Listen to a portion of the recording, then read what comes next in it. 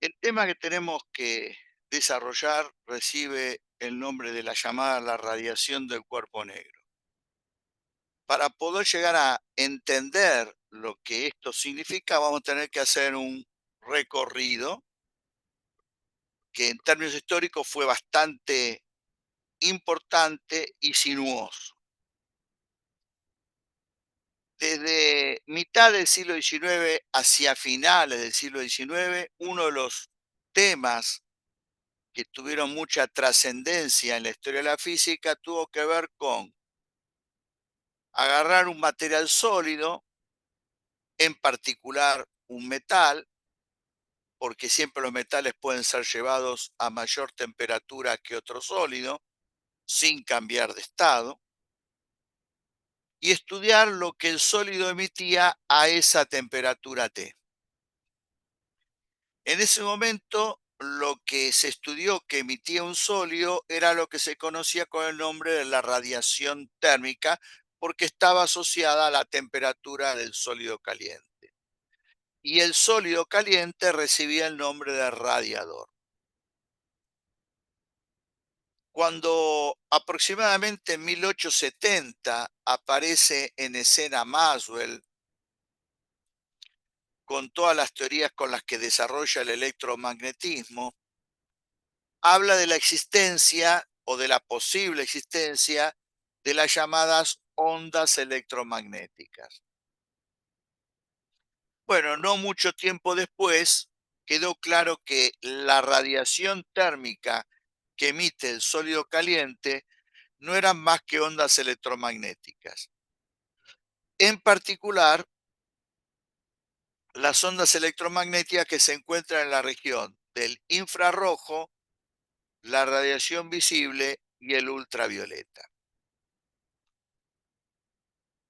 Para que esto ocurra hay que trabajar a temperaturas del orden de unos miles de grados Kelvin. Y en este caso, el sólido metálico que más alto punto de fusión tiene es el tungsteno, alrededor de 2700 grados Kelvin.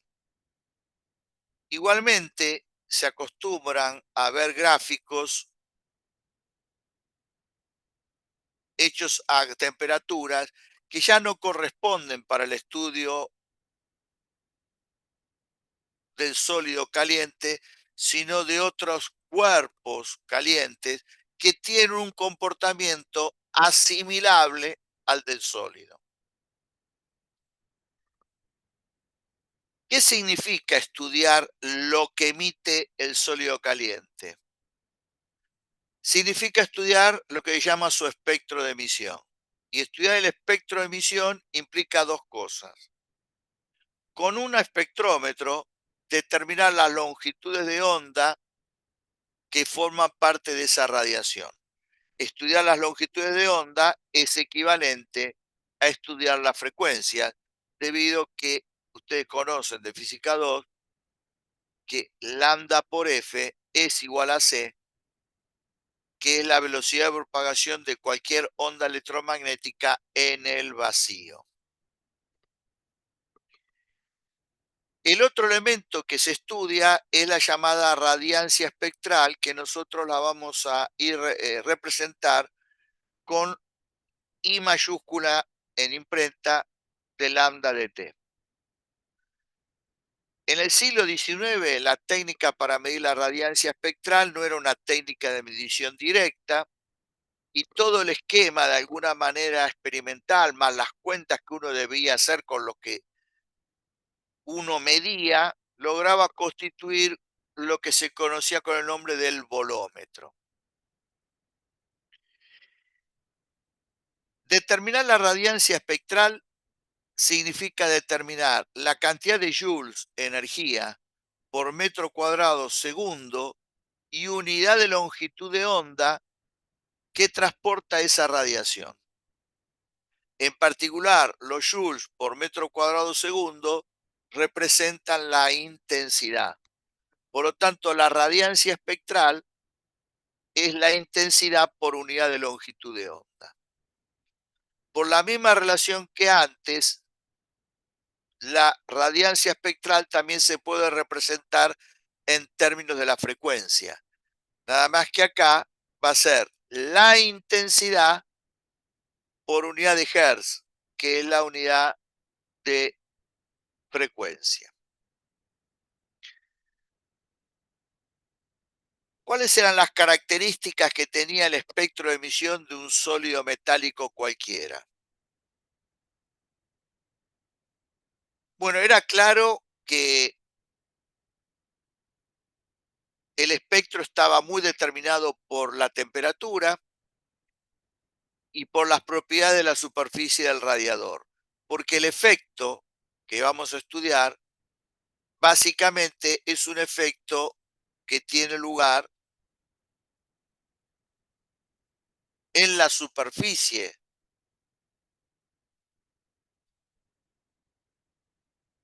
del material. Y lo interesante es que el espectro de emisión de un sólido caliente es poco dependiente del material con el cual está hecho ese sólido. Las tres características que tiene el espectro de emisión son las siguientes. El espectro es continuo. ¿Qué se quiere decir con que el espectro es continuo? Voy a poner el siguiente ejemplo que es bastante fácil de entender. Si yo tengo un sólido metálico caliente en una habitación completamente oscura, no lo veo. Pero puedo sentir de la presencia de un cuerpo caliente por el calor que puedo sentir por mis manos, que no hace falta que estén tocando al cuerpo. Uno recibe calor y dice, acá hay algún cuerpo caliente en esta región, pero el cuerpo no lo ve uno. ¿Por qué? Porque ese sólido lo que está emitiendo a temperaturas por encima del ambiente, pero no muy alta, es radiación infrarroja. Si uno tuviera la posibilidad con un espectrómetro adecuado de determinar la radiación que está emitiendo en cuanto a la longitud de onda que la contiene, encontraría que está emitiendo en un cierto intervalo. Ahora, entre esos valores de lambda del intervalo aparecen todas las longitudes de ondas posibles. Por eso el espectro es continuo. Yo puedo ir aumentando la temperatura de ese sólido metálico y comprobar lo mismo que antes, pero lo que va a ser diferente es lo siguiente. Primero, la sensación de calor, repito, sin tocar el cuerpo, a medida que aumenta la temperatura es mayor. Y a nivel del intervalo de longitudes de onda en el cual el sólido emite, voy a observar que aumenta el intervalo, incluyendo al intervalo de emisión anterior. Pero siempre en ese intervalo emiten todas las longitudes de onda. Si siguiera aumentando la temperatura, voy a llegar a encontrar que en un momento el sólido comienza a emitir en la zona del visible. Y por eso lo empiezo a ver, porque la radiación visible la detecta el ojo. Y si sigue aumentando la temperatura, voy a ver que el objeto se pone incandescente. Y esto es producto que, como emite en forma continua en todas las regiones del espectro en la cual emite, si emite en forma continua en el visible, voy a verlo blanco. Ahora, cuando comienza a emitir en el visible, no deja de emitir en el infrarrojo. El intervalo va aumentando e incluye al intervalo en el cual emitía con anterioridad. Por todo esto, el espectro es continuo. Y a través de este ejemplo también queda claro la fuerte dependencia que tiene el espectro de emisión con la temperatura.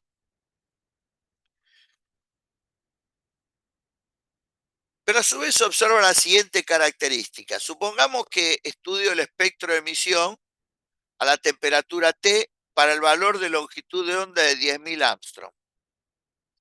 Si a la temperatura T estudio lo que pasa en la longitud de onda de 12.000 Armstrong, voy a encontrar que la radiancia espectral es diferente. Por eso se dice que el sólido emite en forma selectiva. Por otra parte, si aumento la temperatura y vuelvo a analizar la radiancia espectral en 10.000 Armstrong, voy a ver que la radiancia espectral es diferente a la temperatura T1 que a la temperatura T2, aunque me pare en el mismo valor de longitud de onda. Y siempre es diferente, por ejemplo, al valor de la radiancia espectral en cualquier otra longitud de onda. Por cómo funciona un espectrómetro y por cómo se determina la longitud de onda, uno tiene que tener en cuenta lo que se llama el ancho de banda en el cual trabaja el espectrómetro, y la información que uno obtiene de la radiancia espectral no es solamente válida para el valor de lambda que uno desea, sino para el valor de lambda y su respectivo ancho de banda. Es decir, uno no obtiene la información de la radiancia espectral para los 7200 Armstrong, sino ese valor que obtiene es para 7200 Armstrong y su ancho de banda.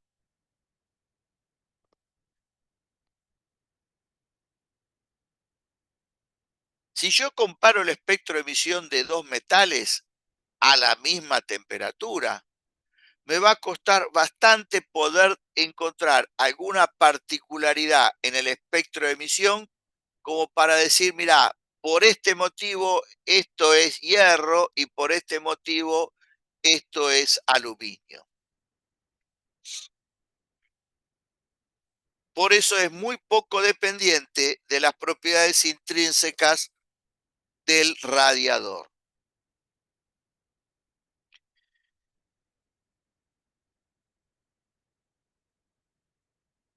Uno puede tanto trabajar en términos de la longitud de onda o en términos de la frecuencia. Si yo tengo en cuenta lo que dije antes, I de lambda, que es donde está definida básicamente la información que me da la radiación espectral, radiancia espectral, esto tiene por unidad de intensidad. ¿Por qué? Porque el Armstrong, que tiene la radiancia espectral, se cancela con el Armstrong, que aporta el diferencial de lambda. Si lo mismo lo estudio en términos de la frecuencia, esto me da la misma unidad que esto. Y es razonable. La intensidad para el color rojo de 6800 Armstrong es una a la temperatura T. Ahora, si en vez de escribirlo esto en términos de la longitud de onda, lo analizo en términos de la frecuencia asociada a 6800 Armstrong, por solamente tener en cuenta el pasaje de lambda a F, no me puede cambiar la intensidad que tengo. Entonces, a la misma temperatura, nada más que escrito en vez de lambda en términos de F, la intensidad que tengo es la misma. Pero lo cierto es que de lambda y de F están relacionados matemáticamente a través de esto. Si uno toma barra de módulo para matar este signo menos, queda esto que está acá. ¿Cuál es el sentido de querer matar el signo menos? Que el menos no tiene ningún sentido físico. Lo que tiene sentido físico es que la intensidad en un valor de lambda, expresado en términos de lambda, y la intensidad en un valor equivalente de la frecuencia, que es esta cuenta, tiene que ser lo mismo. Y para evitar el problema de este menos, es que se pone esto en una igualdad entre barra de módulo. Que obviamente, como estas dos funciones son siempre positivas, esta barra de módulo se ponen para que si yo quiero calcular la I de f de t en términos de la I de lambda de t, tenga que multiplicar por el módulo de esto. Por esta razón pongo módulo para evitar el problema del signo menos. ¿Qué importancia tiene esto? Bueno, ya lo van a ver a la hora de hacer problemas.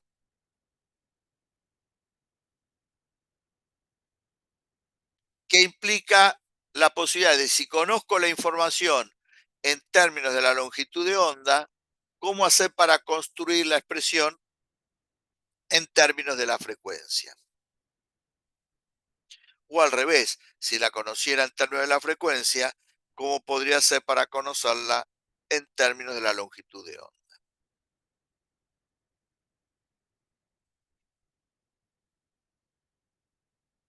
Si yo tengo más de un cuerpo caliente, no en contacto entre sí, pero en una región cercana, cada cuerpo por estar a la temperatura T emite, pero la radiación térmica que emite cada cuerpo es recibida por los otros. ¿Y qué hace cada cuerpo con la radiación térmica recibida de los otros? Básicamente puede hacer tres cosas, aunque de las tres, en esta región del espectro donde estamos trabajando, que es infrarrojo, visible y UV, la transmisión es prácticamente despreciable. Y entonces el problema queda reducido a estas dos cosas. Si uno quiere caracterizar tanto el fenómeno de la absorción como de la reflexión, se acostumbra a hacerlo esto con coeficientes. Coeficientes que al igual que la radiancia espectral son selectivos, es decir, no absorbe un cuerpo o no refleja un cuerpo para la misma longitud de onda, para diferente longitud de onda, la misma cantidad de energía. Por eso es selectivo. ¿Y estos coeficientes cómo se definen? Y se definen para que su valor esté comprendido entre 0 y 1. Por ejemplo, si la absorción es 0 es porque no absorbe nada. Si la absorción es 1 es porque absorbe todo lo que le llega. Y básicamente, ¿cómo lo defino para que valga entre 0 y 1? Y si yo tengo conciencia de cuál es la radiancia espectral que emite el cuerpo, veo cuánto de la que recibe otro la absorbe, el cociente entre lo que absorbe y lo que recibe proveniente del otro, que es la totalidad, me da, llegaba tanto, absorbió tanto, el cociente va a ser o 0 o 1 en los casos extremos, o un valor entre 0 y 1. Lo mismo, si comparo todo lo que le puede llegar y analizo lo que se pudo haber reflejado, el cociente de lo reflejado versus lo que recibió, en totalidad me va a dar entre 0 y 1. Si yo me remito a estos dos procesos, si el coeficiente de absorción me da 0,8, quiere decir que el 80% de la radiación incidente fue absorbida y el otro 20% reflejado.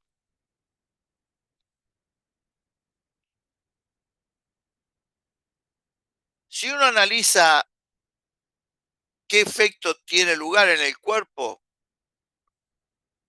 como resultado de estos procesos, sin perder de vista que el efecto es de tipo fundamentalmente superficial, cada vez que un sólido metálico, por estar a una temperatura T, emite ondas electromagnéticas, las ondas electromagnéticas llevan energía, esa energía implicaría una disminución de la temperatura. Si un cuerpo recibe la radiación electromagnética proveniente de otro y la absorbe, absorber implica absorber energía y eso se traduce en un aumento de la temperatura, siempre a nivel superficial. Ahora, ¿qué pasa? Si el sólido metálico o el sólido es macizo, por el fenómeno de la conducción del calor, generará un gradiente de temperatura que implicará cambios en la temperatura interior del cuerpo. Pero fundamentalmente el efecto tiene lugar a nivel de superficie.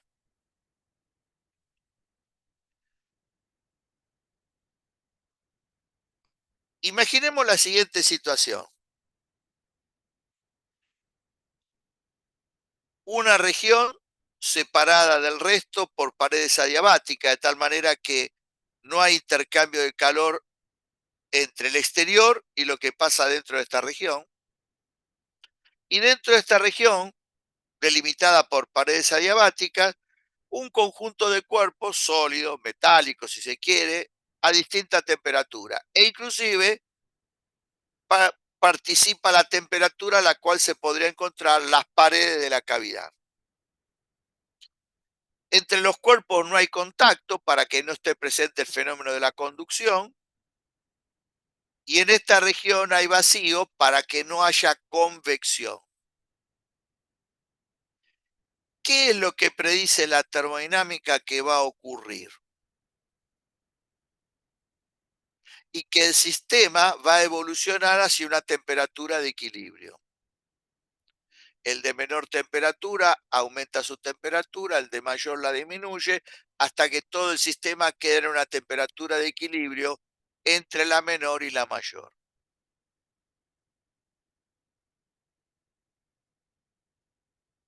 Si yo colocara una termocupla en la cavidad, acá, o tocando la superficie de alguno de los cuerpos, encontraría que la ¿Una qué, perdón? temperatura... ¿Cómo? ¿Una qué colocaste? ¿O querés colocar? Termocupla. Es un termómetro, digamos, basado en el funcionamiento, en los efectos que el calor produce sobre los metales. Es un termómetro que se utiliza para poder medir temperaturas más altas que las convencionales que vos estás acostumbrado a lo mejor a medir. Entonces, mido la temperatura y si está en equilibrio termodinámico, significa de que en cualquier lugar donde coloque la termocupla, mido la misma temperatura. Por eso se dice que es un equilibrio más sofisticado, porque puede ser que esté la termocupla acá donde no hay nada, o tocando la superficie de la cavidad, o tocando la superficie del material, y todo me estaría indicando que está a la misma temperatura. Por lo tanto, se dice que es un equilibrio entre la radiación y la materia. A eso se llama equilibrio termodinámico. La manifestación es que la temperatura en cualquier punto de la cavidad es la misma.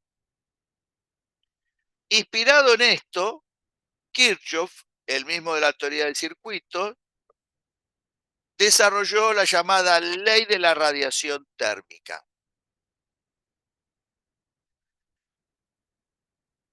¿Cuál es la idea de la ley de la radiación térmica? Mostrar que hay una proporcionalidad entre I de lambda de T y el coeficiente de absorción.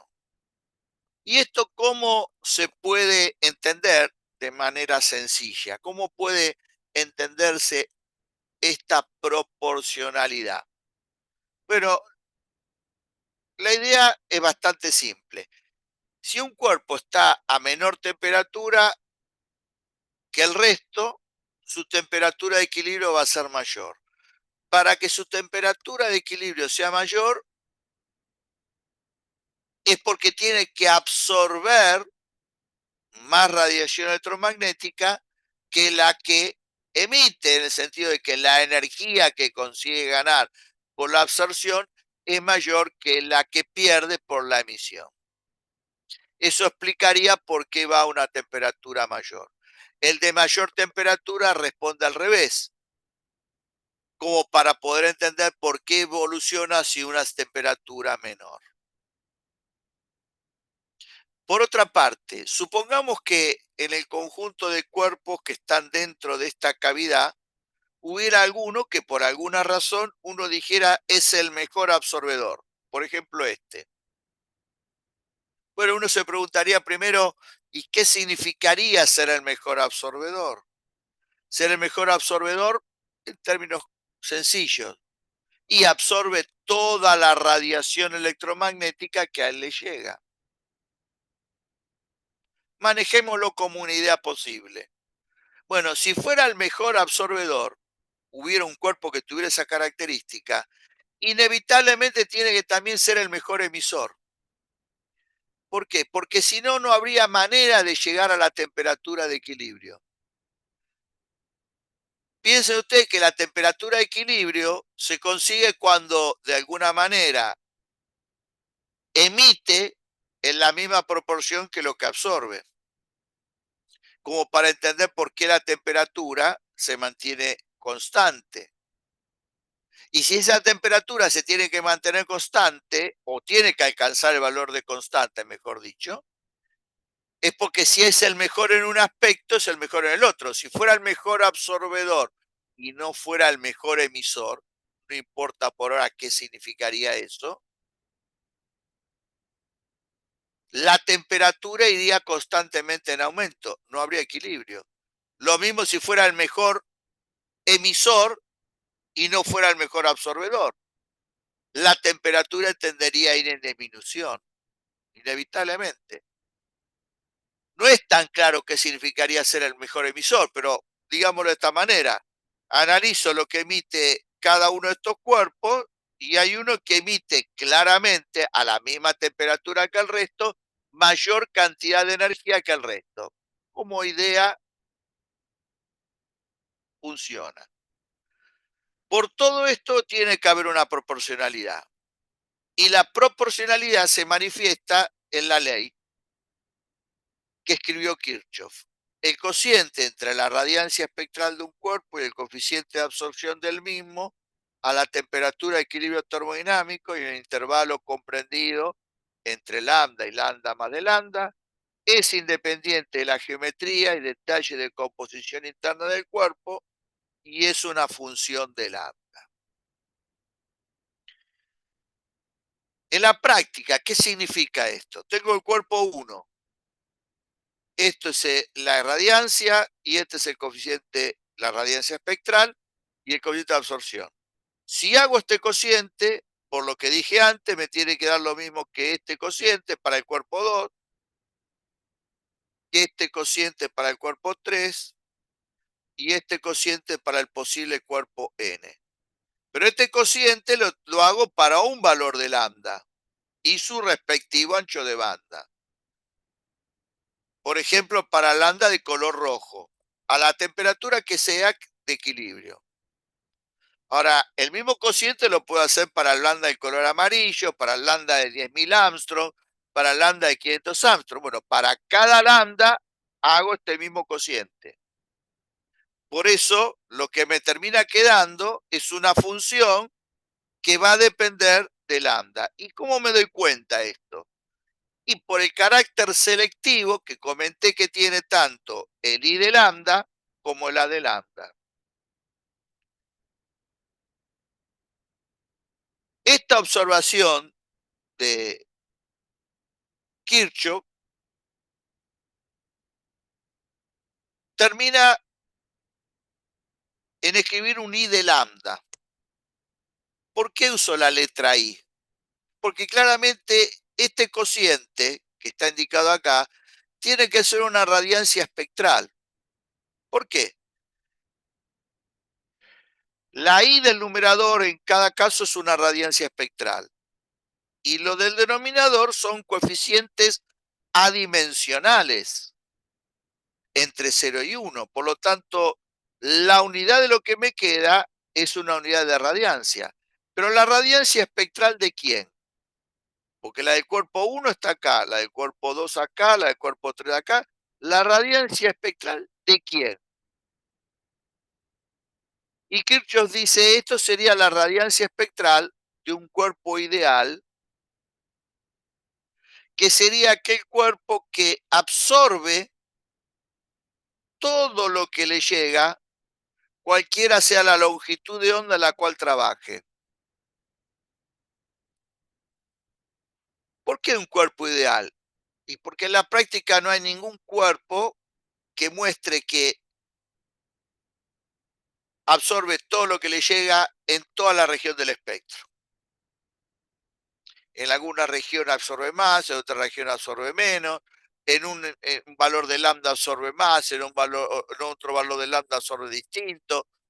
Eso es el comportamiento de los cuerpos. Uno, que cualquiera sea la longitud de onda en la cual estoy trabajando, ese cuerpo absorbe todo lo que le llega, es un cuerpo ideal.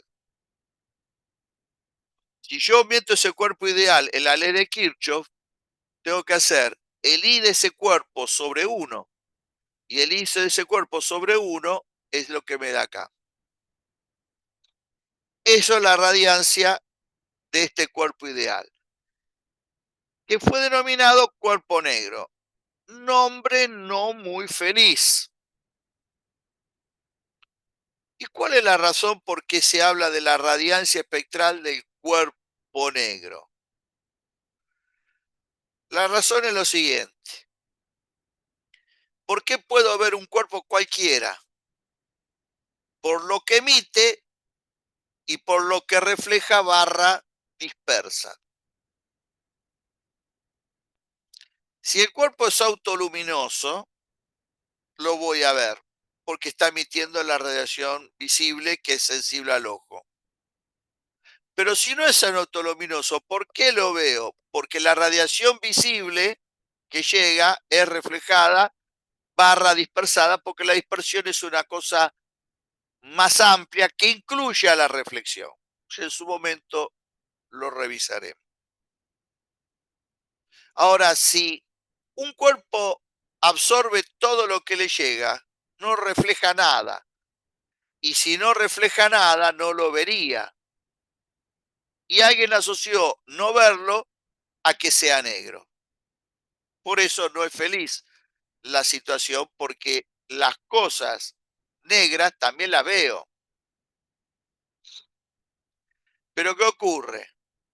Los cuerpos pintados con una pintura llamada negro de bismuto tenían un comportamiento muy marcado de absorber mucha más radiación visible que otros cuerpos.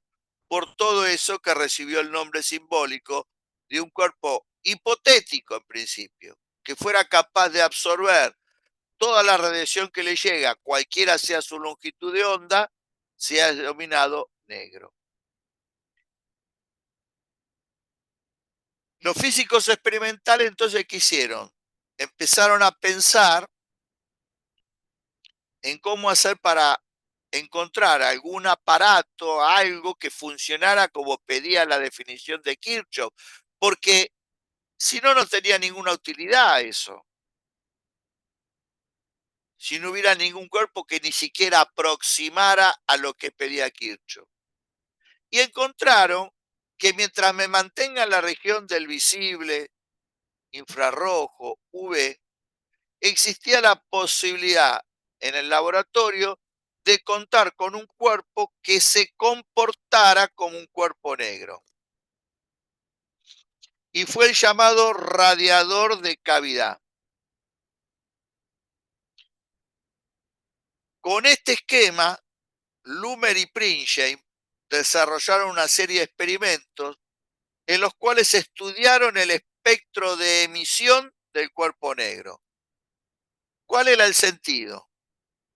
Si yo estudio el espectro de emisión del cuerpo negro, tengo información de esta parte de la ley de Kirchhoff y entonces puedo comprobar hasta qué punto toda esta ley es cierta, porque experimentalmente puedo tener comprobación de estas otras dos partes. Los detalles del experimento de Lumer y Pringsheim son más que interesantes.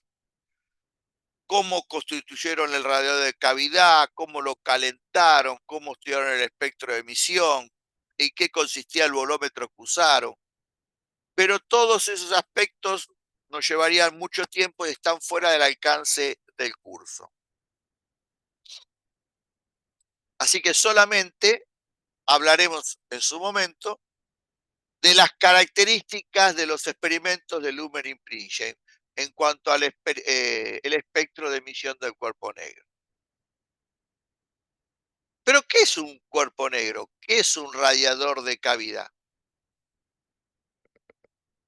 Este esquema está sacado del libro que manejan ustedes. Esto es un sólido metálico esférico, visto en un corte transversal, tiene una cavidad completamente irregular y un orificio de comunicación entre el interior y el exterior. Esto representa el rayo de un frente de onda plano que contiene información del UV, luz, infrarrojo. Si llegara radiación sobre la superficie, es inevitable que hay una parte que va a ser reflejada. Por lo tanto, no hay manera de construir un material que refleje absolutamente, que absorba todo lo que le llega. Por eso lo que se hace es focalizar la atención en la radiación que ingresa en el orificio. Y es más, para que quede claro que solo interesa eso, se ponen acá colimadores que solamente dejan pasar la radiación que va a atravesar el orificio de esta esfera.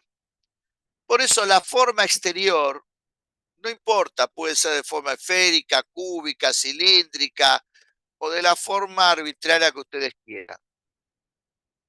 Como tampoco importa la forma de la cavidad.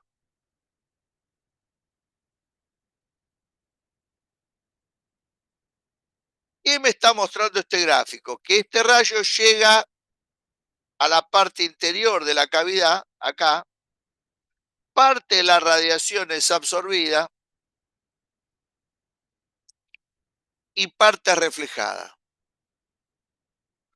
La que es reflejada llega acá, parte es absorbida y parte es reflejada, como si en cada lugar donde llega la radiación en el interior de la cavidad fuera reflejado por un pequeñito espejito que estuviera ahí, nada más que es un espejo que refleja no solamente lo visible, sino el UV y el infrarrojo. Y así uno podría seguir este esquema y encontrar que tengo que hacer muchas de estas líneas antes de que exista la posibilidad de que alguna línea que rebota en el interior salga otra vez por el orificio. Eso en la práctica, ¿qué se traduce? En que la probabilidad de que una cantidad significativa de energía no termine siendo absorbida por el interior y termine saliendo del orificio es muy, pero muy, muy baja. Y esto claramente está fuertemente dependiente del tamaño del orificio. Por eso si desprecio, porque elijo un tamaño de orificio adecuado, la posible cantidad de energía que termina saliendo reflejada del interior y no absorbida, esto aproxima bastante al funcionamiento de lo que pide la definición del cuerpo negro, por lo menos en esta región del espectro.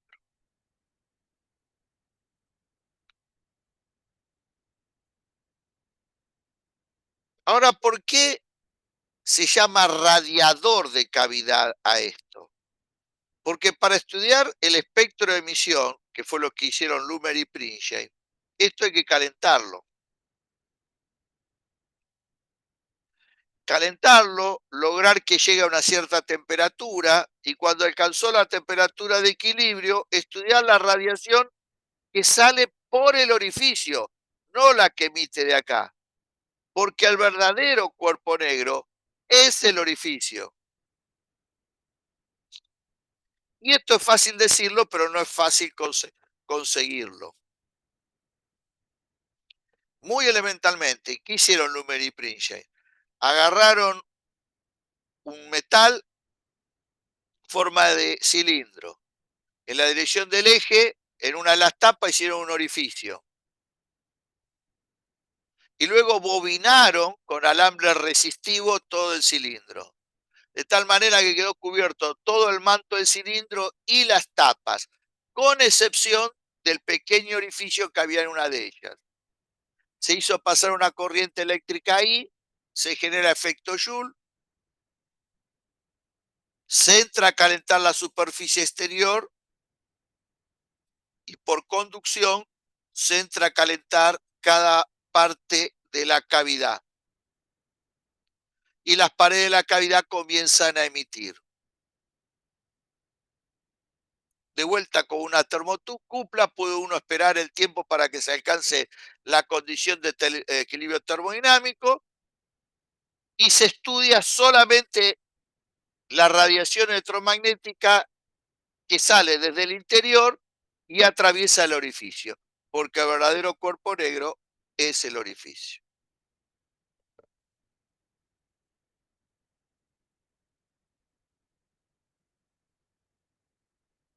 Este es un típico gráfico que resultó de los experimentos de Luhmer y Pringsheim. No es un gráfico del trabajo original, porque ellos no trabajaron a la temperatura de 4000 grados Kelvin. A la temperatura de 4000 grados Kelvin no hay ningún sólido metálico que esté en ese estado de agregación. Lo que pasa es que, bueno, después uno puede estudiar el comportamiento de los líquidos y los sólidos fundidos a temperaturas que pueden ser mayores y ver qué comparación hay con el de un sólido. Eso nosotros no lo vamos a hacer.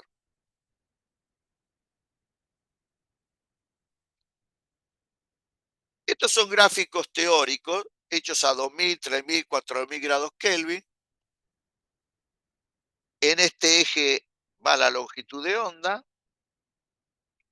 y en este eje, como dijimos, y por lo que dice acá, va la radiancia espectral por unidad de longitud de onda. Perdón, la intensidad por unidad de longitud de onda, que es la radiancia espectral. Radiancia espectral, intensidad por longitud de onda. Eso va acá, que es la función I de lambda T. ¿Qué características tiene este espectro? Todo se va a analizar de los gráficos anteriores. Igual que el espectro de emisión de un cuerpo cualquiera, el espectro es continuo.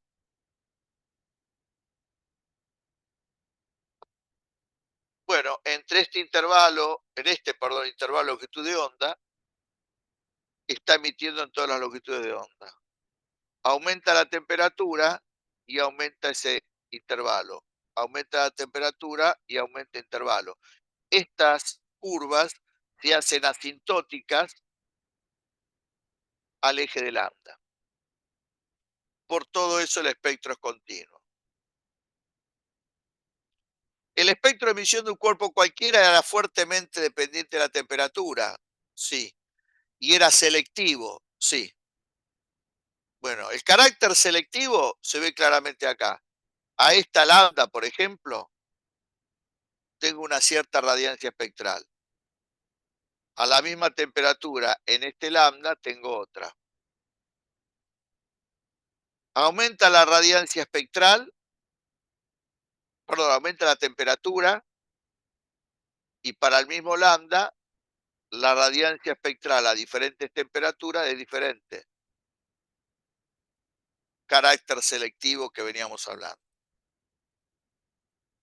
¿Y cómo se manifiesta la fuerte dependencia con T? En dos leyes.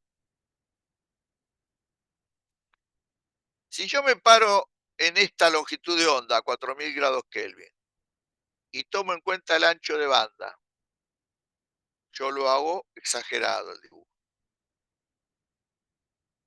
y hago el producto I de lambda T por diferencial de lambda. Geométricamente, ¿qué es esto? Es el área encerrada en este rectángulo. Si yo divido el área de esta curva en un número muy grande, matemáticamente hablando sería infinitamente grande, de rectángulos con un ancho de banda el menor posible compatible con el funcionamiento del espectrómetro. En la matemática implicaría con un ancho de banda teniendo a 0. La suma del área de esos rectángulos me daría el área encerrada bajo la curva. Físicamente, ¿qué representa el área del rectángulo? La intensidad en el valor de lambda, o sea, cuánta cantidad de joules por unidad de tiempo, unidad de superficie emite en el valor de lambda que esté indicado. ¿Y qué representaría la suma de las áreas de todos estos rectángulos? El área encerrada bajo la curva. ¿Y qué representaría físicamente? La cantidad de joules totales que por unidad de tiempo y unidad de superficie emite el cuerpo, es decir, en toda la región del espectro electromagnético. Profe, Espera un segundito, por favor, ya te dije cómo funcionamos. Bueno, ya te voy a dar posibilidad para preguntar. no, perdón. Esa región del espectro va desde 0 hasta infinito. 0 físicamente no tiene sentido. Pero la matemática va a decir, para calcular el área encerrada bajo la curva, tiene que ser llegar la curva a 0, que es lo que parece que ocurre físicamente. Tampoco tiene sentido el lambda tendiendo a infinito, pero para calcular el área encerrada bajo la curva va a tender a infinito.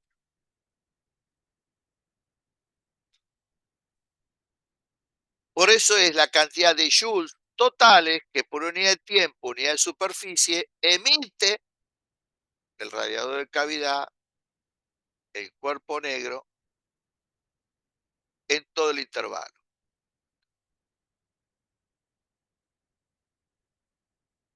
Stefan, se encargó de ver qué relación había entre el área encerrada bajo la curva a una temperatura, a otra y a otra, porque claramente del gráfico se ve que a diferentes temperaturas el área encerrada bajo la curva cambia y crece con el aumento de la temperatura. Calculando como se diría hoy numéricamente, es decir, con lápiz, papel y a mano y haciendo cuenta durante mucho tiempo, comprobó que el área encerrada bajo la curva crecía con la cuarta potencia de t. El área encerrada bajo la curva físicamente es la energía total, que nosotros vamos a llamar radiancia, y es lo que acabo de explicar. Es la cantidad de joules totales que por metro cuadrado y segundo emite el cuerpo negro en todo el espectro. La constante de proporcionalidad se la llama constante de Stefan.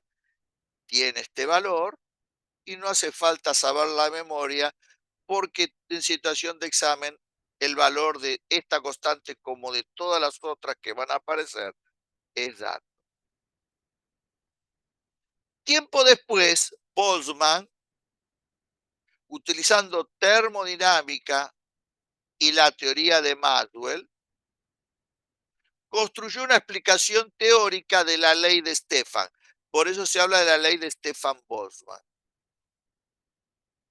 Ahora uno se podía preguntar, ¿y por qué hizo todo esto Stefan? ¿Por qué no agarró y planteó esto? Si finalmente el área encerrada bajo la curva tiene que ver con la integral de la función. Ya expliqué que la matemática requeriría que los límites sean 0 e infinito.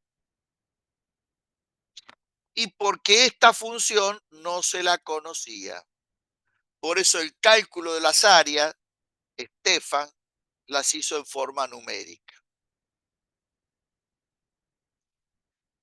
La otra característica, también se observa en este gráfico, es que a medida que aumenta la temperatura, el valor de lambda que hace máxima a la radiancia espectral se mueve hacia longitudes de onda cada vez más chicas. En todos los gráficos hay un valor de lambda que hace máxima la radiancia espectral. Y ese valor de lambda que hace máxima la radiancia espectral se mueve, se desplaza hacia longitudes de onda cada vez más pequeñas. Es decir, que tendría que haber una relación inversamente proporcional entre el valor de lambda que hace máxima la radiancia espectral y la temperatura. Bueno, esta relación la encontró un tal Wien y encontró que la relación es lambda máximo por T igual a una constante, que es la constante de Wien, y este es el valor de la constante. Pero lo curioso es que esto parece contradecir lo que dije antes. Antes dije que no podía calcularse la integral porque esta función no se conocía. Y resulta que este tipo, para encontrar esto, ¿qué es lo que hizo? Derivó la función respecto a lambda, la igualó a 0 y encontró el valor de lambda que anulaba la primera derivada. Y de ahí salió la llamada ley de desplazamiento de Wien. Enseguida vamos a explicar cómo es esto. La tercera y última característica, que también es común de alguna manera al espectro de emisión de un cuerpo cualquiera, sólido, es que si yo tengo dos radiadores de cavidad a la misma temperatura, el gráfico me da exactamente igual. Es decir, no aparece ningún detalle que me dé cuenta del material con el cual se construyó este radiador de cavidad, que en otras palabras más sencillas, es como si fuera un horno. Cuando se entra a calentar, las paredes comienzan a emitir y la radiación emitida en parte puede salir por el orificio y es la que estudio o la que se estudia en el experimento de Lumer y Pringsheim. El radiador emite radiación térmica, emite ondas electromagnéticas a partir del fenómeno que tiene lugar en las paredes, pero termina saliendo por el orificio de la que a mí me interesa. Entonces es como si estuviera radiando la cavidad.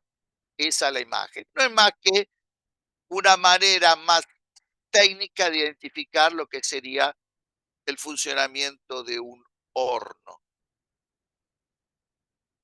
Este hecho, a su vez, permite dar una nueva definición de lo que es un cuerpo negro. Un cuerpo negro es un cuerpo que fuera capaz de absorber toda la radiación que le llega a cualquiera sea la longitud de onda. El A de lambda vale 1, bárbaro. La otra manera es decir que todos los cuerpos negros a la misma temperatura dan el mismo espectro de emisión.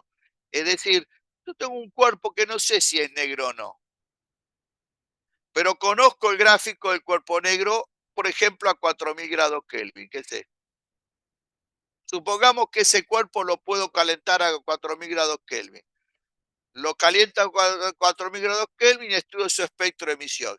Si el espectro de emisión es exactamente igual a este, ese cuerpo es un cuerpo negro, porque todos los cuerpos negros dan el mismo espectro de emisión a la misma temperatura. Finalmente, este es un breve comentario vinculado con algo que está en el libro. El libro tiene desarrollado en parte este tema en el volumen 1 que nosotros no usamos. Pero en la que sí nosotros usamos aparece esta fórmula que muestra qué es la potencia total. Potencia es Joule sobre tiempo. Así como emite una cantidad total de Joule por metro cuadrado y segundo, que es la energía total o también la llamada radiancia. Si yo multiplico por el área a sigma por T a la cuarta me da la potencia. Lo que pasa es que aparece esta fórmula en donde esto a su vez está multiplicado por la letra E, que es lo que se llama la emisividad. Nosotros no vamos a trabajar esto, pero lo comento porque está escrito en el libro. Esto responde a algo que analiza en el volumen 1.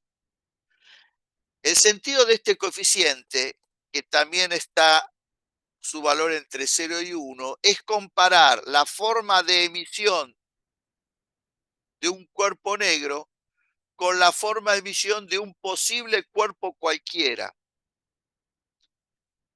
Hay ciertos cuerpos que no son cuerpos negros, pero su espectro de emisión es bastante parecido. Es como pensar que, por ejemplo, la temperatura de 3000 grados Kelvin, en vez de darme este gráfico, es como si uno agarrara y aplastara el gráfico acá. El área encerrada bajo la curva va a ser menor. No es exactamente igual que el gráfico que está dibujado acá, pero es parecido. Bueno, ese cuerpo tiene una emisividad diferente a la del cuerpo negro. Y su emisividad vale entre 0 y 1. Si la emisividad vale 1, es el cuerpo negro, porque vale esta relación. Si la emisividad no es 1, el cuerpo es un cuerpo gris y su emisividad vale entre 0 y 1. Tengo cuerpos negros, cuerpos grises, pero a su vez tengo el espectro de emisión de un cuerpo cualquiera, que ni siquiera no es ni negro ni un cuerpo gris. No nos vamos a meter y en el espectro de emisión de un cuerpo cualquiera, solamente hicimos una descripción muy genérica, pero no vamos a describirlo más allá de lo que ya he comentado. Y tampoco vamos a trabajar el concepto de cuerpo gris. Esto es un comentario que yo hago porque aparece en el libro en la parte de lo que sí estudiamos. Es como que nosotros nos paramos acá. Estudiamos la potencia de un cuerpo negro, cuya emisividad vale 1. Y se acabó. Bueno, ahora sí, antes de seguir, ¿cuál es la aclaración o duda que puedan tener?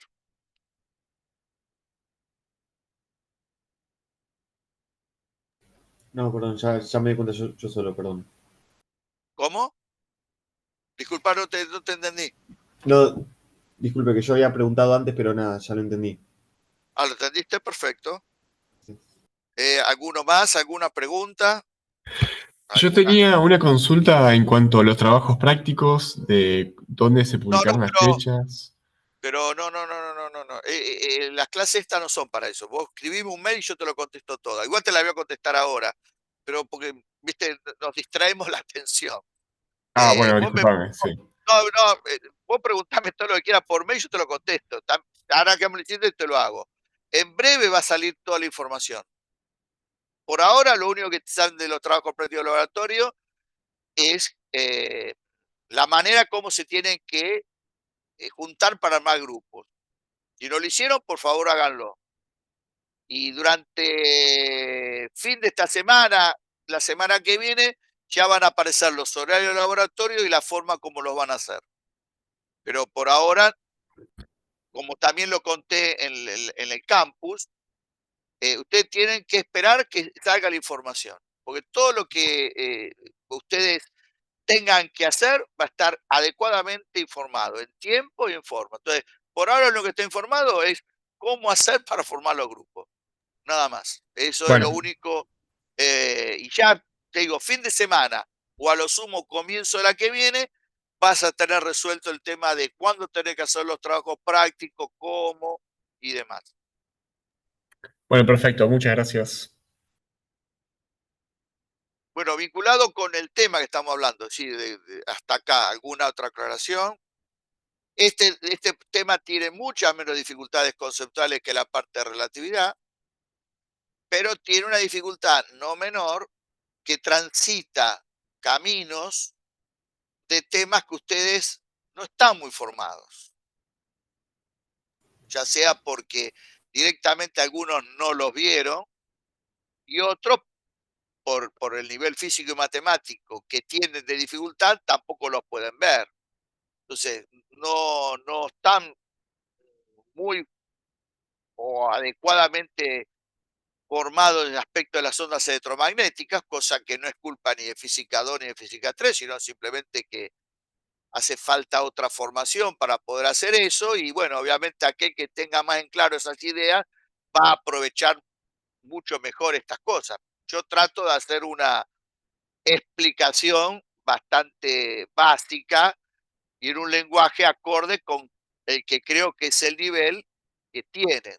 Pero igual reconozco que siempre puede ser que quede alguna situación no muy clara y lo que tengo que seguir explicando ahora va a ser todavía eso más notorio, por eso hago este comentario, porque como van a ver, ustedes para poder entenderlo en su verdadera profundidad necesitarían un conocimiento de física que no tienen y no estamos en condiciones de dárselo. Así que bueno, ¿alguna consulta o pregunta? Si no hay ninguna pregunta, entonces seguimos y después va a haber también otra situación de reflexión sobre lo que queda de la clase. Sí, profe. Sí, Perdón, no entiendo esta fórmula, la de potencia. ¿A qué refiere? O sea, ¿potencia vos de podés, qué? a ver, vos podés calcular cuánta energía emite el radiador de cavidad y que sale a través del orificio. La Ok, energía por unidad de tiempo es la potencia. ok, Joule segundo. Potencia es ok, Joule ok. segundo. Acá se traduciría en ¿cuánta energía emite el cuerpo negro? Bueno, la ley de Stefan Boltzmann me dice que emite tanto Joule por metro cuadrado y segundo, en todo el espectro, toda la que emite. Ahora, si vos multiplicás por el área del orificio, que es por el área del radiador, te da la cantidad de Joule segundo, que es la potencia que emite. Ok, perfecto. Entonces la A es el área del orificio en este caso. Claro, claro. Ok. Quiero haberlo dicho, pero bueno, si no a ver, espera que voy de vuelta.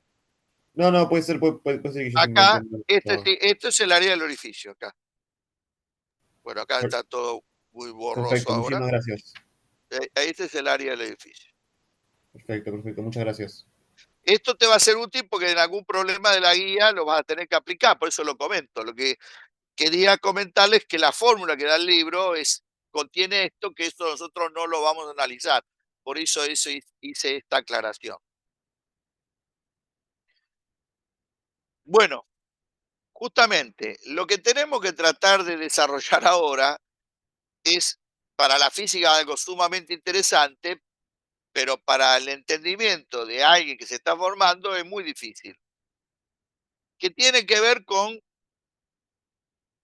cómo es la forma de la función I de lambda, que es una polinómica, es una exponencial, es una función logarítmica, es una función lineal. Y más aún, ¿cómo se explica físicamente esa fórmula? Porque el gráfico está claro, pero este es un gráfico experimental.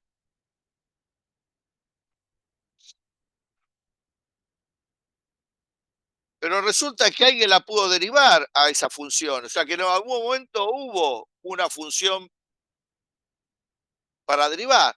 Bueno, vamos a tratar de hacer un análisis muy elemental de tipo histórico, completamente simplificado, para que pueda quedar más claro. Hay cosas que se van superponiendo históricamente. La aparición en escena de Stefan y la aparición en escena de Bing ocurrió en tiempos diferentes. Tranquilamente uno podría decir en el momento que Stefan apareció, no estaba la forma de la I de lambda y cuando apareció Bing sí. Pero la cosa más o menos fue así.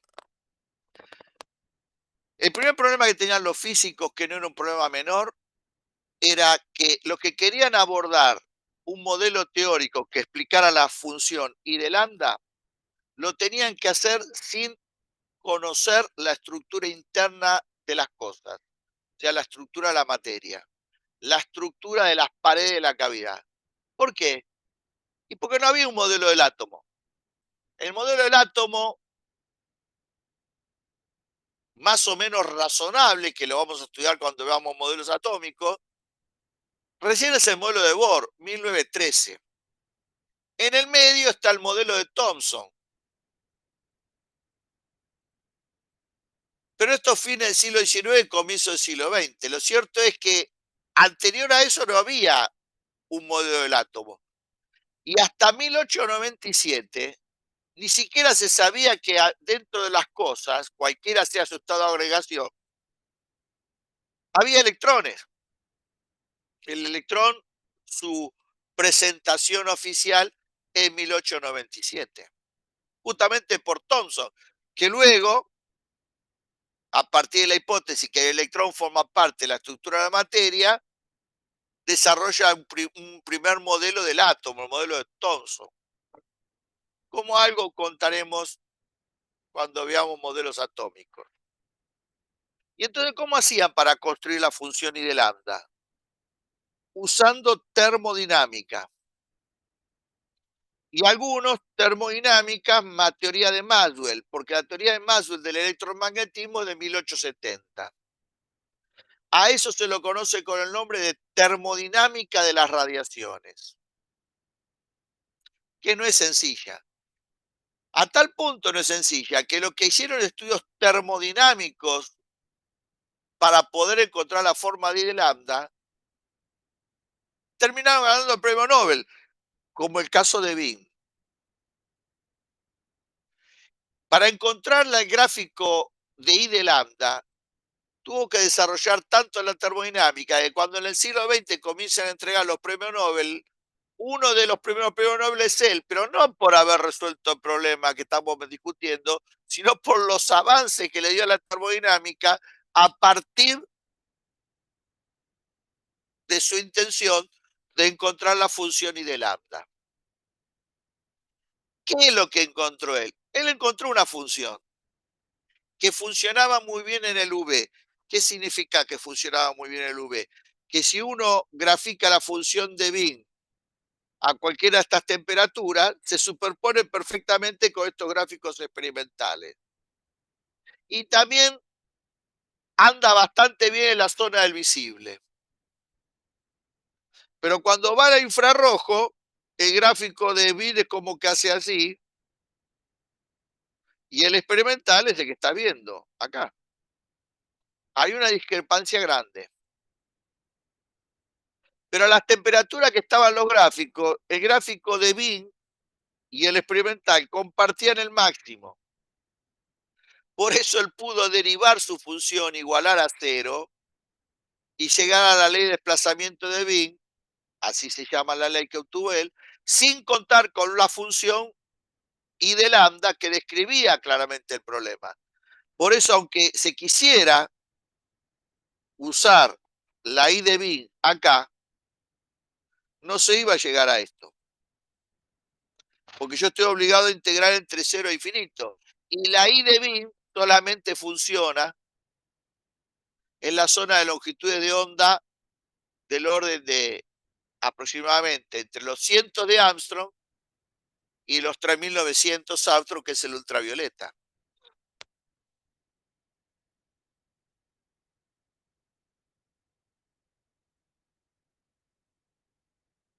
Luego aparece Rayleigh, Lord Rayleigh, y a Lord Rayleigh se le acopla en algún momento James Jeans. La función que ellos obtuvieron permite graficar mucho mejor lo que pasa en el infrarrojo. Mucho mejor da el resultado que el que obtuvo Wien. Es como si el gráfico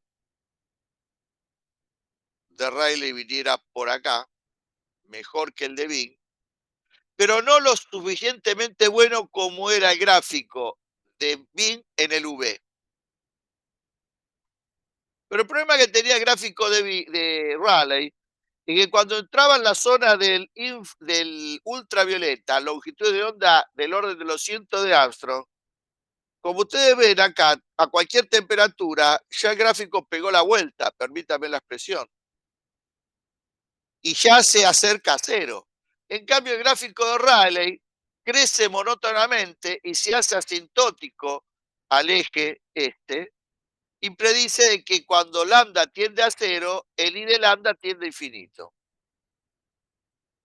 Si ustedes hacen un esquema experimental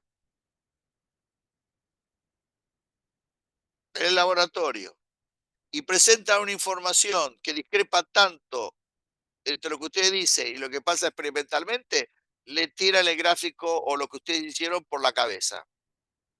¿Por qué estamos hablando de Rayleigh si pasa eso con lo que hizo él? Y que el tema era más complicado. ¿Por qué? Porque cuando la comunidad científica analizaba lo que presentó Rayleigh, era claro que no respondía a lo que pasaba físicamente, pero no se le encontraba el error. Y fue tan dramática la situación que esos procesos se lo conoce con el nombre de catástrofe de ultravioleta. Ustedes pongan en cualquier buscador catástrofe de ultravioleta y le van a aparecer miles de páginas vinculadas con la historia de lo que le pasó a Rayleigh, el gráfico de Rayleigh y demás.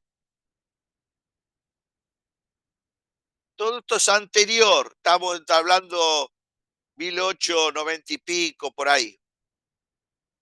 En diciembre de 1900, cuando terminaba el siglo XIX, Max Planck presenta un trabajo a través de un físico amigo que es la solución del problema. El trabajo de Max Planck es un trabajo que está más inspirado en el trabajo de Wien que en el de Rayleigh. Es más, de Rayleigh decía que él no tendría que haber presentado nunca lo que había escrito, porque el resultado era completamente absurdo.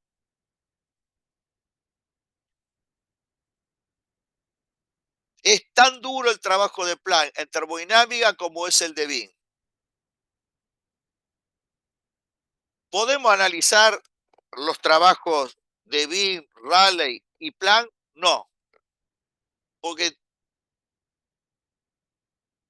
no les alcanza la termodinámica que ustedes ven. Totalmente fuera del alcance del curso. Y entonces, ¿para qué los comentamos? Simplemente para ubicarlos históricamente y porque el trabajo de Planck tiene, si quiere, una curiosidad. La curiosidad que tiene el trabajo de Planck es que para resolver el problema, él presenta una expresión que para muchos historiadores, filósofos de la ciencia, es el punto de inicio de lo que se llama física cuántica.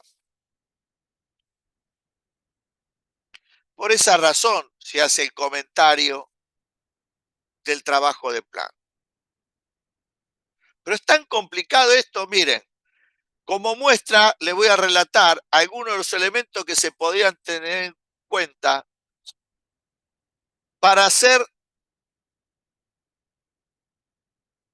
o desarrollar en parte lo que hicieron estos físicos para obtener la función I de lambda.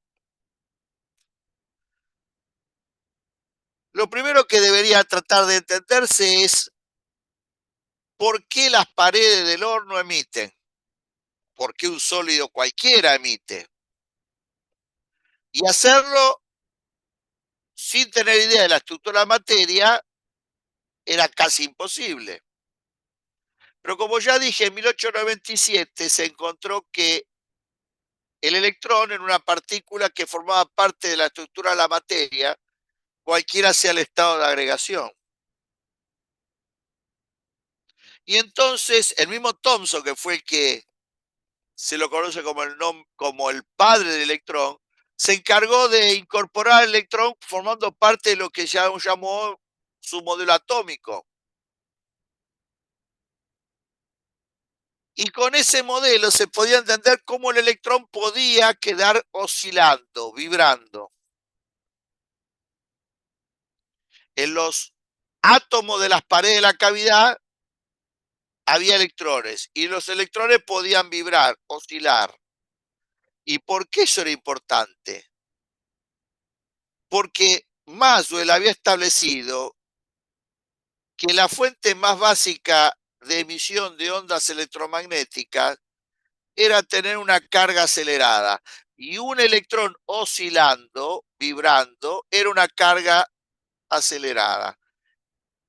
Siempre todo esto contado en forma elemental. Y ahí se tenía la explicación de por qué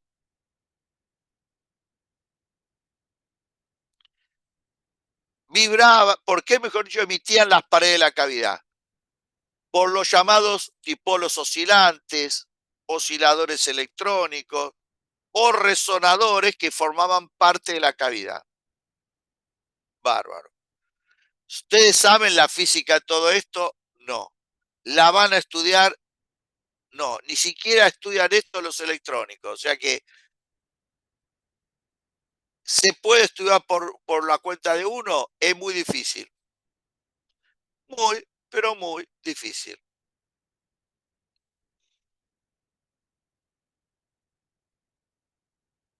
¿Qué otro fenómeno tenía lugar?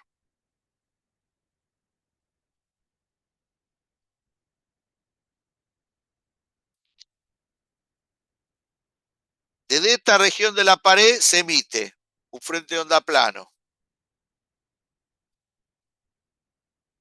En algún momento llega a otro punto de la pared. En parte puede salir por el orificio. Y entre este punto y este punto se genera un fenómeno de onda electromagnética estacionario en 3D. Equivalente al de una cuerda vibrante entre dos puntos fijos.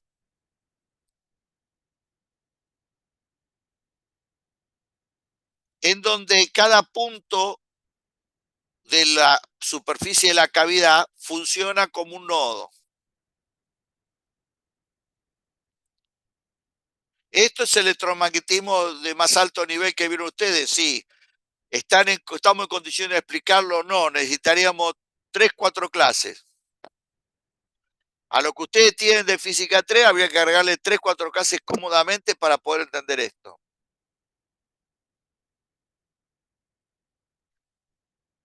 Tercero, hay que usar el desarrollo estadístico de Maxwell y Boltzmann. ¿Por qué hay que usar estadística? ¿Cuántos osciladores, resonadores forman parte del proceso? Trillones y trillones y trillones. Cada uno vibrando, emitiendo ondas electromagnéticas a una frecuencia diferente. Para que cada uno emita con una frecuencia diferente,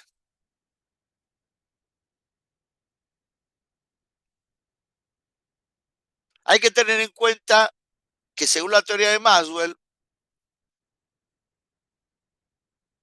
la frecuencia de la onda electromagnética queda determinada por la frecuencia de la oscilación.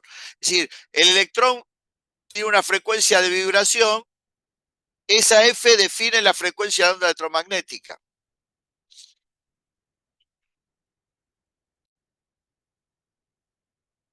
Trillones y trillones de estos resonadores.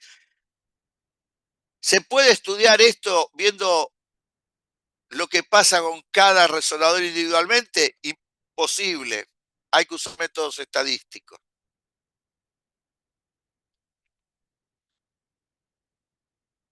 Vamos a ver la estadística de Maxwell-Boltzmann, ni por casualidad.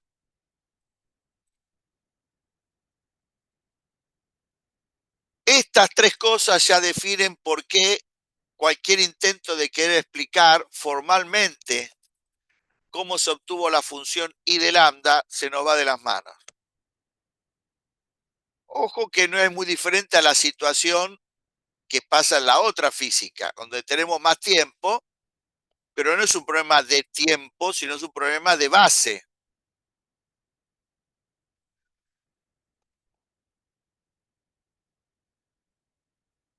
A toda esta preparación, Max Planck le agregó su toque distintivo, que se traduce en un lenguaje muy elemental en lo siguiente. Él dijo, cada resonador implica un electrón vibrando a una determinada frecuencia. La energía de la onda electromagnética emite una onda con una frecuencia. Esa onda transporta energía, la que está distribuida en el frente de onda.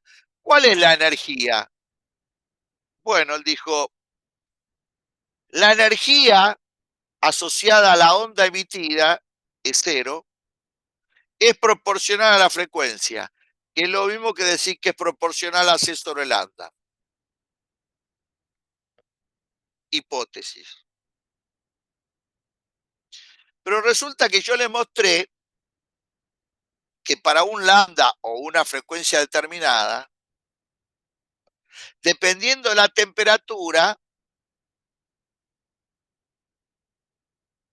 tengo mayor o menor radiancia espectral. Si la temperatura va en aumento, la radiancia espectral, siempre la misma longitud de onda, va en aumento.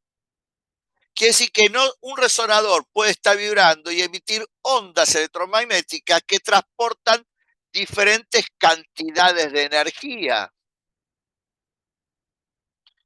Las diferentes cantidades de energía que transporta una onda las identificó como E sub n, van a ser n veces E sub 0, donde n va a ser 0, 1, 2. Cuando n vale 0, el resonador no vibra, no emite. Cuando n vale 1, emite ondas de una frecuencia f con una energía de 0. Cuando n vale 2, emite onda con una frecuencia f y energía 2 es 0. 3 es 0, 4 es 0. Un múltiplo entero de 0. Por esto la energía está cuantizada y este valor es 0, es el cuanto de energía. ¿Por qué se dice que la carga eléctrica está cuantizada? Porque la carga eléctrica de cualquier cuerpo es n veces Q sub E. Esto lo vieron en física 3. Una vez, dos veces, tres veces la carga eléctrica del electrón. El cuanto de carga o el quantum de carga es Q sub E. Y el hecho que Q es nQ sub E con n un número entero implica que la carga está cuantizada. Por eso la energía está cuantizada. Finalmente tuvo que encontrar quién era la constante de proporcionalidad. Y él la encontró. Y determinó que la constante de proporcionalidad, llamada constante de Planck, tuviera este valor. Y se representa por la letra H por lo siguiente. Horno o radiador de cavidad en alemán. ¿Y por qué pienso en alemán? Porque todos estos desarrollos tuvieron su base en territorios que en ese momento no eran Alemania, pero que luego fueron Alemania, pero que sí era donde se hablaba el alemán. Y horno radiado de cavidad, disculpen si lo pronuncio mal, se dice Hauchofen. Y esa palabra empieza con la letra H. Esa H se usa acá. El valor de la constante de Planck es un ícono de la física. Hay tres constantes que para la física son centrales. H, la constante de Planck, la carga eléctrica del electrón y la velocidad de propagación de la luz en el vacío. Mire si será importante que si ustedes vieron en algún momento la serie Stranger Things, para el capítulo donde termina una de las temporadas, no me acuerdo cuál, una clave que tenían que descubrir, el número que era la clave del problema, era la constante de Planck.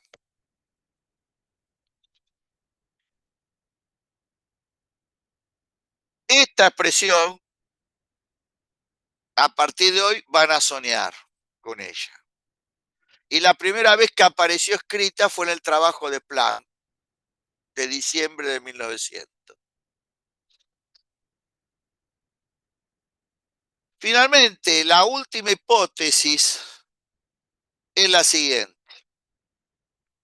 El número n define un estado cuántico del resonador, lo que sería un nivel de energía. Una vez es cero, dos veces es cero, tres veces cero, son niveles de energía, que obviamente en el caso del problema del cuerpo negro están asociados a la temperatura. Ahora, lo que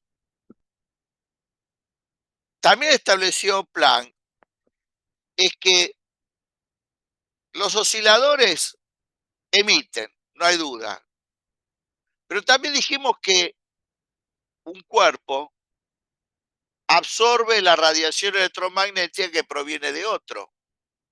Claro. ¿Y acá?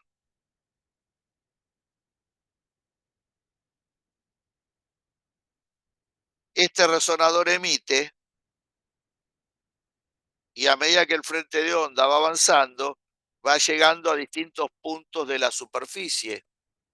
Y por lo tanto, estos resonadores pueden absorber la radiación que proviene. Lo que dice Planck es que los resonadores emiten en forma cuantizada, pero también absorben en forma cuantizada. ¿Qué quiere decir esto? Emitir implica emitir una onda electromagnética y la onda electromagnética lleva energía. O sea que emitir implica pasar de una energía mayor a una energía menor. Eso es emitir. Por ejemplo, si el n vale 2, significa un estado de energía. Si el n vale 1, otro estado de energía menor. De 2 a 1, el cambio de energía es HF. ¿Podría emitir desde un nivel de energía mayor a uno menor y no contiguo? Por supuesto. Podría estar en el nivel de energía 5 y emitir pasando al 3, del 3 emitir pasando al 1. Emitir significa pasar de un estado de mayor energía a uno menor. Y siempre que se emita en forma de cuántos H por F o números enteros de H por F. Si los estados son continuos, H por F. Si los estados no son continuos, de 3 a 1, sería 2HF. Es decir, emite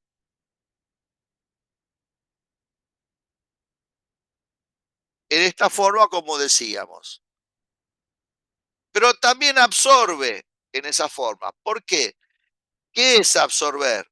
Absorber es pasar de un estado de energía menor a uno mayor.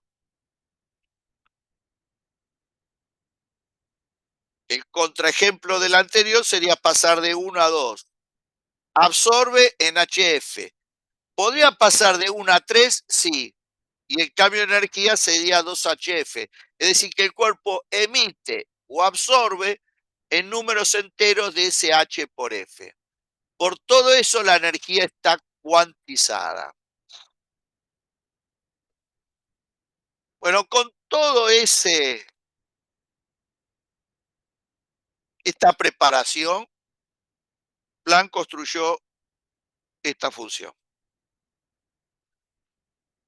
La mayoría de las veces que se obligó al alumno a hacer cuentas comparables con la de la guía o variantes, pero que involucraban a I de lambda, la I de lambda se informó en el examen. Pero no hay ninguna obligación para que esto ocurra. Repito, la mayoría de las veces, más del 90% de las veces, la I de lambda se informó. No hay obligación de que esto sea así.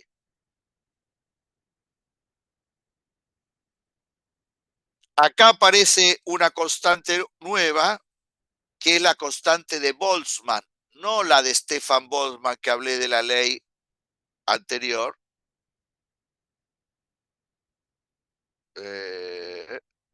No hablo de esta, sino de otra constante que aparece cuando en las cuentas se tiene que utilizar la estadística de Maxwell-Boltzmann.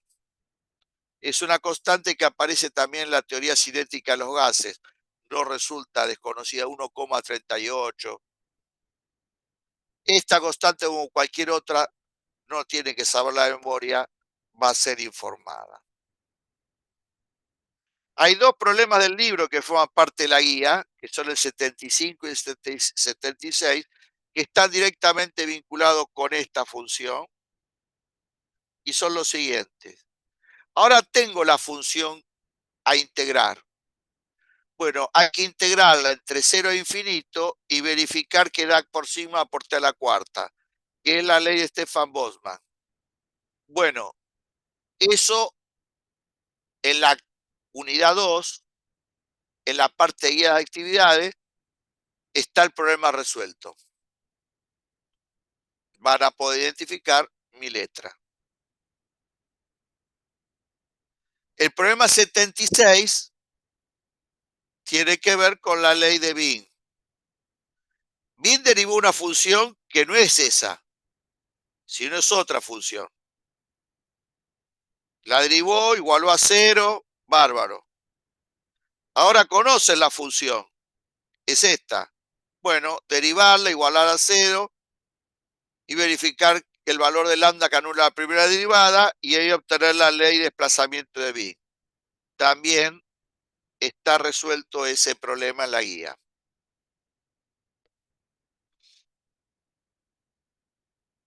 En el campo, mejor dicho. Finalmente, si yo quiero estudiar la radiancia espectral de un cuerpo cualquiera y de lambda de un cuerpo cualquiera, con la ley de Kirchhoff es el A de lambda de ese cuerpo por el I de lambda de Planck.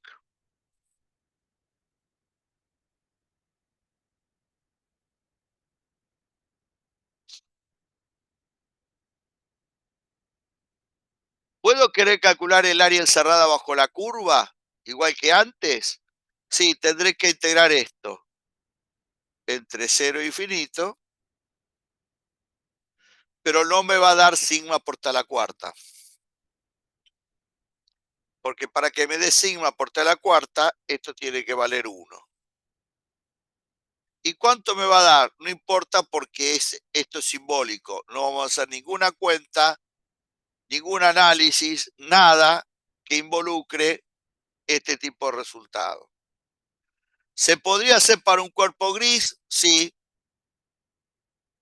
pero tampoco lo vamos a hacer. Nosotros solamente trabajamos en cuentas donde lo que está en juego es el cálculo vinculado con el cuerpo negro. Bueno, con esto,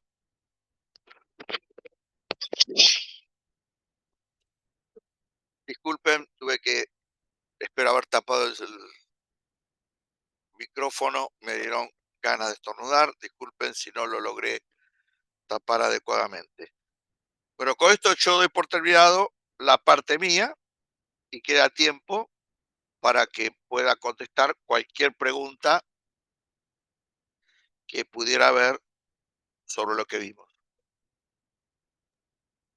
Ya Yo sea, tengo una pregunta. sí, No me termina de quedar claro lo que es el A sub lambda. el A minúscula, el A minúscula de Sí. lambda. Ese es el coeficiente de absorción. ¿Qué es el coeficiente de absorción? Bueno, los coeficientes, independientemente del tema específico son por definición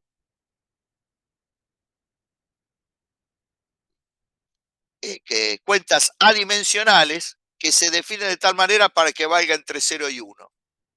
El hecho de que se busca que un coeficiente valga entre 0 y 1 es para rápidamente convertirlo en un porcentaje. Me da 0,45, lo puedo ver como el 45%. ¿El 45% de qué? Bueno, si yo defino adecuadamente el coeficiente de absorción, voy a poder entender el 45% de qué me daría si el valor fuera 0,45. Sobre el cuerpo que yo estoy estudiando llega una cierta cantidad de radiación. ¿Quién la emite? Otro cuerpo cercano, que ni me interesa cuál es ni dónde está. Yo puedo caracterizar lo que le llega a partir de la radiancia espectral de ese cuerpo. Me llega tanta energía por unidad de tiempo, unidad de superficie, unidad de longitud de onda. Lo analizo para el color rojo, por ejemplo. De esa cantidad de energía yo me pregunto cuánta es absorbida. Supongamos que es capaz uno de evaluarla. Si vos haces el cociente de lo que se absorbió sobre el total, eso te va a dar un número menor o igual a 1 y mayor o igual que 0. ¿Por qué? Si no absorbe nada, es 0 sobre algo, 0. Si absorbe todo, queda el numerador y el denominador lo mismo, me da 1. Y si absorbe algo menos que lo que recibe, ese número no sé cuánto me va a dar, pero me va a dar un número entre 0 y 1. Bueno, ese 0,45 es el 45% de la radiancia espectral que llegó, fue absorbida. Y el 55% restante fue reflejada. Eso es. Quedó claro, muchas gracias. ¿Alguna cosa más? Sí, profe, una pregunta.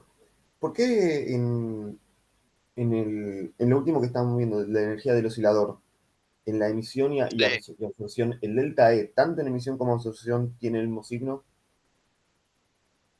No, el signo no es lo relevante, pero es porque se hace siempre de tal manera para que la cantidad sea positiva. Es la cantidad de energía que se absorbe o la cantidad de energía que se emite. Y eso es Ah, una ok, cantidad ok, siempre ok. como Sí, sí, sí, positiva. sí, sí, ahí entendí.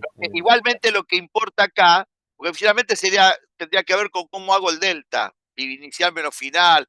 Y acá lo que importa es que la cantidad de energía que vuelvo a entregar es una cantidad positiva. La cantidad de energía que el sistema me devuelve también es positiva. Lo que más me interesa a mí es que quede claro que esa cantidad de energía es un número entero de veces H por F. Perfecto, muchas gracias.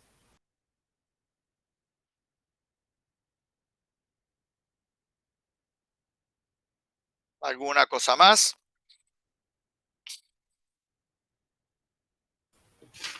Sí, ¿puedo preguntar una cosa más? Sí, sí. Hasta, El... hasta las 6 de la tarde podés preguntarte lo que quieras. Gracias. No, es porque yo llegué unos minutos tarde para preguntar si entendí bien el concepto Sí. de radiancia en sí. Estamos estudiando la radiación de ondas Ojo, electromagnéticas. para. El de radiancia, porque hay Perdón, de dos radiación. radiancias. Hay radiancia espectral y radiancia. Y en el comienzo de la clase yo hablé de radiancia espectral. La Ok, diferencia es lo siguiente. Pensemos lo primero en unidades. Cada vez que vos tengas una magnitud, tiene un nombre y la palabra espectral, es porque es por unidad de longitud de onda o por unidad de frecuencia, Hertz. Eso te sirve como dato. Lo que sea y tiene la palabra espectral es porque es por unidad de longitud de onda o por unidad de frecuencia. Si no tiene esa palabra, no es ni por unidad de longitud de onda ni por unidad de frecuencia. La radiancia espectral es Joule, energía, por metro cuadrado segundo, eso es intensidad, por unidad de longitud de onda, que es el Armstrong. Por eso es radiancia espectral. O podría ser Joule por metro cuadrado segundo, intensidad, sobre Hertz por unidad de frecuencia. Son dos maneras distintas de hablar de la radiancia espectral. La radiancia apareció cuando hablé de la ley de Stefan Boltzmann. ¿Qué es lo que hice? multipliqué el I de lambda por el diferencial de lambda y luego lo integré. Y ya la palabra espectral no va más porque el Armstrong se cancela con el Armstrong que aporta el ancho de banda. Por eso es energía por unidad de tiempo, unidad de superficie. ¿Por qué no se la llama intensidad? Porque es una manera de indicar que no es un cálculo particular, es toda la energía, o si se quiere, toda la intensidad que emite el cuerpo negro en todo el intervalo, en todo el espectro electromagnético. Por eso habla de que es la radiancia. La integral de la radiancia espectral me da la radiancia. ¿Se podría llamar intensidad total? Sí, se podría llamar también intensidad total. Ok, perfecto, ahí entendí, muchas gracias.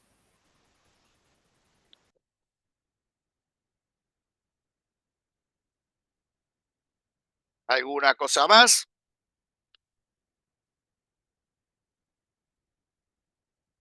Cuando digo que vamos hasta las 6, es si hay alguna pregunta, ¿no? Si en el momento que ya no deciden que no hay pregunta, nos vamos a tomar la leche, ¿eh?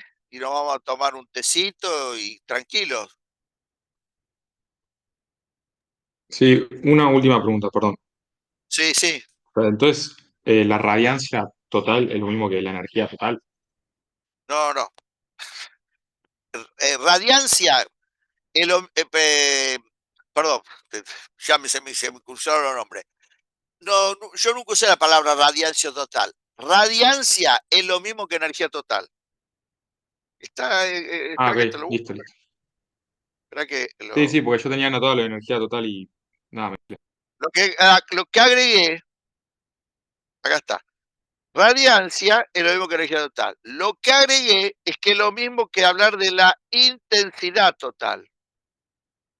Ustedes de física 2 tendrían que tener claro que la intensidad de una onda, ¿qué es? Energía por unidad de tiempo, unidad de superficie. ¿Y qué me da la energía total? Me da eso, energía por unidad de tiempo, unidad de superficie. Entonces, ¿se puede llamar energía total? Sí. Creo que es el nombre que le da el libro. ¿Se puede llamar radiancia? Sí.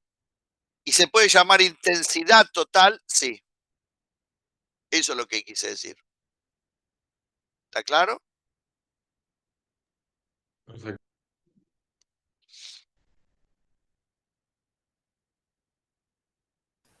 Y perdón, profe, cuando hicimos al principio la función esa que igualamos que I1 sobre A minúscula 1 igual a La I2 ley de sobre A minúscula. Kirchhoff. La Sí, ley de Kirchhoff. Sí. eso, eso, el corchete, o sea, el corchete de El I. corchete, no, es siempre es simbólico, porque el que quiera hacer mención es que, no sé, puso un corchete, no representa nada en particular el corchete. Es el I del cuerpo 1 sobre el A del cuerpo 1, el I del cuerpo 2 sobre el A del cuerpo 2. Ah, está bien, no, ahí entendí, entendí. Entonces, No le quise dar ningún significado al corchete. ok, Podría haber ok. puesto el subíndice 1 sin poner el corchete. A veces son defectos de formación de notación. Estoy acostumbrado a hacerlo así, ¿viste? Y a lo mejor te hubiera sido más simple si ponía I de 1 sobre A de 1. Pero al corchete no le atribuyas ningún significado, digamos. No, perfecto, perfecto, ahí entendí. Entonces, lo único que está diciendo es igualación es que, por ejemplo, el I1 es el I de lambda por el coeficiente A minúscula de ese cuerpo 1. Claro, porque todo Perfecto. es igual a I de lambda. Entonces, yo la última cuenta, ¿qué es lo que hice? El I del cuerpo cualquiera, el 1, el 2, los números indican un cuerpo cualquiera. ¿Cómo lo calculo? Pasando el A, multiplicando al I de lambda. ¿Se entiende? Sí, sí, sí, La perfecto, cuenta, perfecto. la cuenta final que hice, digamos, fue esa, digamos. Acá, acá está. Este es el I de un cuerpo cualquiera, por eso lo puse entre paréntesis. Es el A de lambda por esto. Después, bueno, el I no vuelve a ser la integral. Esto lo hice por notación de escritura. En la integral me da el área encerrada bajo la curva. Me daría la radiancia, la energía total o la intensidad total del cuerpo cualquiera. Pero claramente no es sigma por tal a cuarta, porque para que dé sigma por tal a cuarta, esto tiene que valer ¿cuánto? 1. Y para un cuerpo cualquiera, ni siquiera es un número. Para un cuerpo cualquiera, el A de lambda es una función. Vuelve a ser un número para un cuerpo gris, pero ya dije que en eso no nos vamos a meter. Es simbólico esto. Perfecto, muchísimas gracias.